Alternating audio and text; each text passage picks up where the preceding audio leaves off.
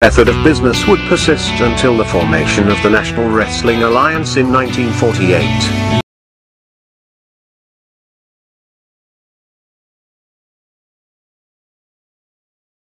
The NWA as a central governing body, with its singular, undisputed world champion, would be absolute and undeniable. This control, combined with the expansion of the interstate highway system, and the inevitable popularity and availability of regional television, would usher in an era of wrestling that was defined by what would come to be known as the territory system. The territory system would dominate wrestling for nearly 4 decades, while the borders, authority, popularity, and obedience of individual NWA territories was in a near constant state of flux. To this day, the impact and influence of these territories is still felt. Each territory had its own signature promoter and star.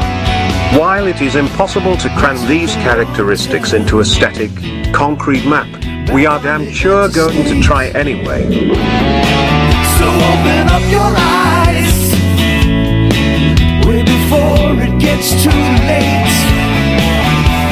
Now one man, wrestle while you can, and if the street lights running, don't give a damn. A simple explanation that you'll never find. Sinners never sacrifice. We never leave love alone. Is hate really worth the price? Look at what we've done. Never cared for compromise.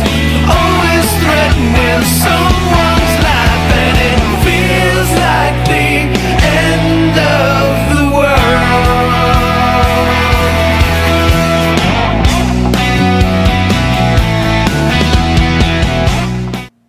All right, welcome back to This Week in Pro Wrestling with your host, Mike Monty and Jimmy Farrow. Jimmy, how are you, buddy? Good, man. What is happening? Wrestling is happening, That's my for friend. Sure. That is for sure. Last night, AEW. Yeah. Need your thoughts on this. Blood, blood, blood. Darby Allin picked up a big win over Brody King in a coffin match, but I got to tell you,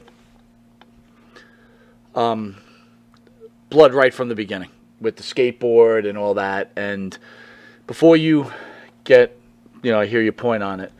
My wife we had the sound off because me and my wife were talking about something. Mm-hmm. And she turns around and she goes, "What is this?" I go, "It's wrestling." She goes, "What's the deal with the blood?" And I'm like, they're trying to do like old school stuff. And she's like, "Don't they realize times have changed? People don't want to see blood." And this is just someone watching. And I don't know if it's necessarily true, but I started thinking about myself and I'm like, old school Monty enjoyed blood in the blow-off match, right? When it meant something. To me, it seems like AEW bleeds every 2 minutes. They do. Thoughts? You're right. That's basically it. Blood in our day was meant to count for dramatic effect or for finalization. Yes. in a great program. I don't mind blood, but if you're just giving us blood to give us blood, who cares? And AEW does it all the time. You're right. They do it all the time. Also, Brody King is about as exciting as a bottle of NyQuil. I don't care how, if he's badass or whatever he is. It's not translating. He doesn't have a good look. To me. Big guy, but doesn't have a good look. And by the way, how badass can he be when he's fighting the toothpick on the skateboard and they're both bleeding? Right. How badass can he be? How is this a sell to me? And I'm sorry, Darby Allin, I'm not into you. I'm not. He is way too fucking small. I'm glad you guys have your own definition on who heroes are, but not to rub in reality. If, God forbid, this was a Battlefront, I'm not shoving Darby Allin to the front of my pack. I'm shoving Goldberg. No, that makes sense. It is what it is. I mean, there's still got to be some realization and reality based on in a match. He's just too goddamn small. Doesn't do that much for me. But he was bleeding. Of course he was. That's crazy. He needs to. Man. He needs to bleed. He needs to bleed all he can. Pay attention to me. Do something to make me interesting. Then you had Moxley Jericho. Yeah. Jericho rips the earring out of Moxley's ear. Okay. And blood all over the place. Right. So they go to commercial break.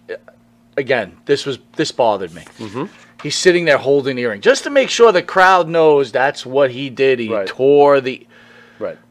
Again, I feel like I'm the anti-AEW guy, but I really I've been watching now purposely, Right. week after week and after week, and I got to tell you, I don't know. It's just not doing it for me. You know what would make it a little easier for us to stomach? I'll use it that way.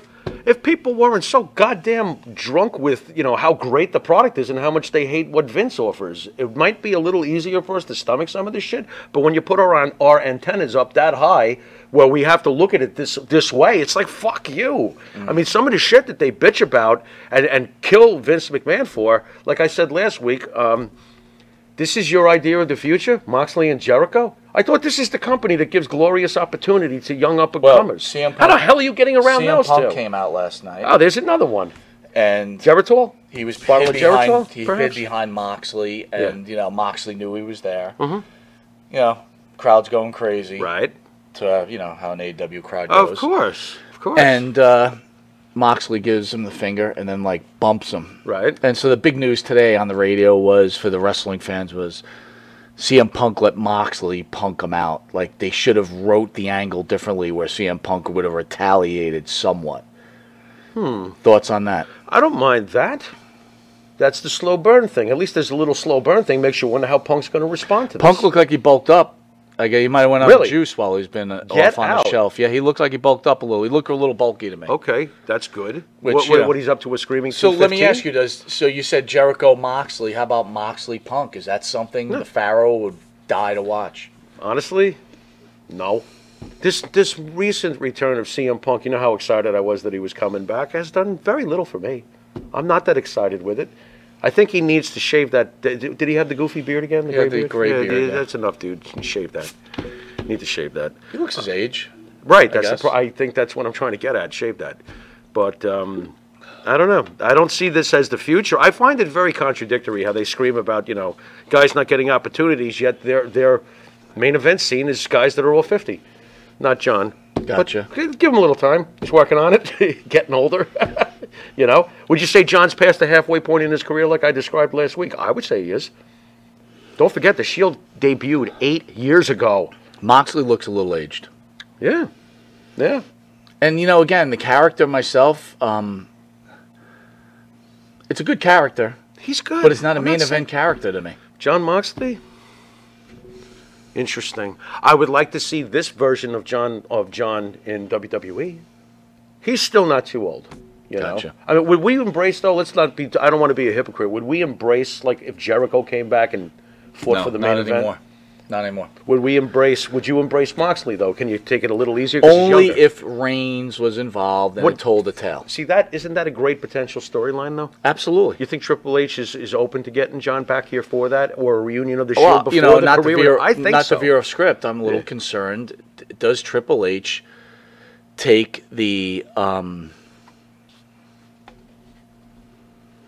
belt, or one of the belts, off of Roman Reigns at the Clash in the Castle, whatever the hell. Well, I'm not sure if we're discussing this on the main program, so forgive me, but I did read something. I'm pretty sure you've heard it too. The USA Network has asked the WWE to give them a weekly champion. Right. I think they're going to have to, right? Just logically, you're going to appease the network, right? They can't put Reigns on both shows, right? Because over absorption. Right. You're going to keep him on SmackDown, correct? Yeah. That would make more sense. Agreed. So this one belt will be dropped. But how will it be dropped is the big question. And honestly, between you and me, I almost prefer Roman discards it. Yeah, but then that cripples that title, doesn't it? Maybe not, depending on how they go about declaring a new champion and how it's defended. Roman gives it to somebody? Wow. I like that even more. Who would he give it to, though? Give it? Who is Roman Reigns giving that belt to? Sami Zayn? Perfect way, because then Sami Zayn can lose it right away. Did McIntyre? Yeah, that gives that kind of your honorary bloodline. Sami You know what? Zayn. Here's a gift to you. Let me give you this. Why do I think I would actually go for something like that? That's really out of the box, too. I like that idea. That's the only way I think you get it off him, right? Without damaging the title. What a kicker about this, though. What if Sammy actually holds on to it for a little bit? Yeah, no, I'm not saying he wouldn't. I wouldn't say he wouldn't, yeah. That's not a bad idea. That's interesting. I can't see Roman just handing that title to Sami Zayn, though. I'm trying to think of someone else. All right, we spoke about this earlier, on shows before, but okay. Upon being asked if he likes Goldberg, Bret Hart replied simply, "No." Why should he like Goldberg? Goldberg kicked him in the head, and we've talked about this too. Bret should have protected himself probably a little bit better. Sure. But are you really surprised? When does Bret Hart ever forgive and forget? Isn't he the epitome of not forgive, not forget? That is. Isn't really, he? Yeah. He really is. He's got an axe to grind forever, and he probably always will. I wonder what Goldberg thinks about Bret Hart. Has he ever said anything? On the documentary, Okay. he said, "Look, made a mistake." Right. But he's not talking about the kick. The one mistake Right. he blames himself is that Hart told him not to let go of his leg Right. when he had him in that move. Right. And Right. he did, and Hart fell and hit his head, right? Right. But again, you had to know the guy was green. Yeah, you had to know he's not As on much your as level. he was a champion, he was green, right? Yeah, he was. I don't know if he ever even rounded out past green. Did he ever become blue? I kind of think don't to know. myself this. Did Bret blame Owen for breaking Austin's neck? Yeah, really. Because Austin permanently never forgave Owen. No. One Well, way why or the would other. he? I mean, that was just bad. That was so blatant. Especially Honestly, that was way more blatant. The way than what- Austin tells the story is he didn't want to do that Right. that part of it, and Right. Owen told him, "Don't worry, I got this." When you look back on that replay, that seems so fucking intentional. Forgive me for the memory of Owen Hart, but I'm going to tell it like I see it.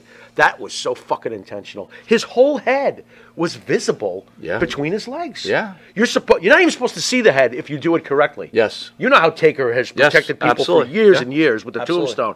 And there's his whole entire head with a full off his feet drop.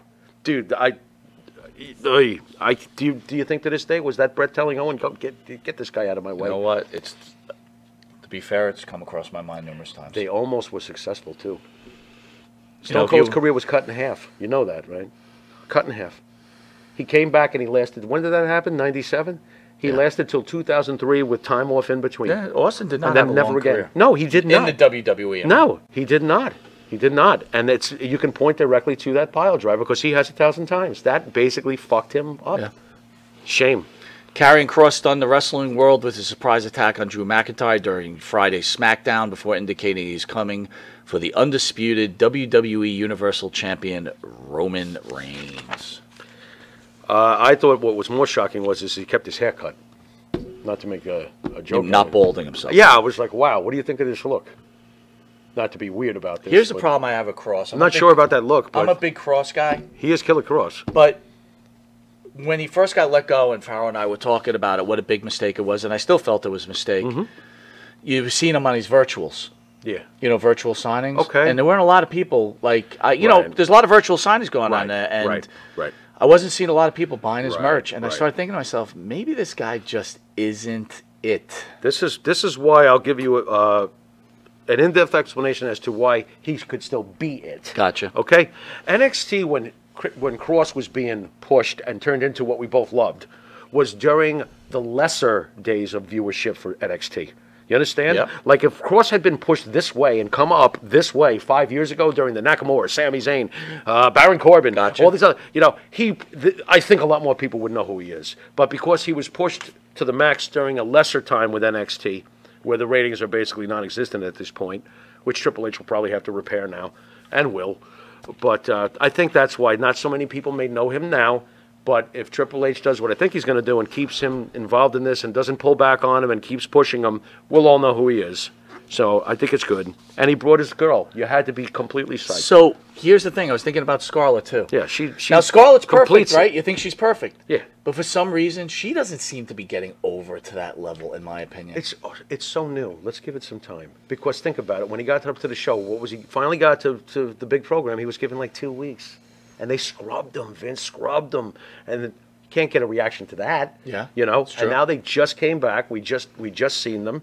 So let's see where it goes. I think it's going to be pretty good. Well, I got to tell you this: whoever wrote that, or whoever the agent was in that script, when Scarlett puts That's the amazing. The sand thing, and amazing. But how about Roman's reaction? Amazing. Roman, Like get out of here. who, I don't care how tough you think you Boy, are. is he playing that role perfectly. That's Unbelievable. Excellent. This guy hits home runs all day long. He does. He does. How unsettling, by the way, is Scarlett? She's wacky, bro. Oh yeah, she is. She actually makes me nervous. She does. Those eyes and everything. She looks like a potential serial killer. She looks like she can drive her man to rip you to shreds. Absolute madness. Absolute madness. How about Kevin Owens coming back? You know how he was gone for a little bit. What a shit kicker he is. He was like reminding everybody. Ezekiel. Killed him. Yes. This is going to lead to our old boy Elias. I want to go back to Reigns real quick. Sure, I want your opinion. absolutely. Where is Reigns ranking with you now? Oh, it's official to me. You know how Mr. Nerdy Statistic Guy is.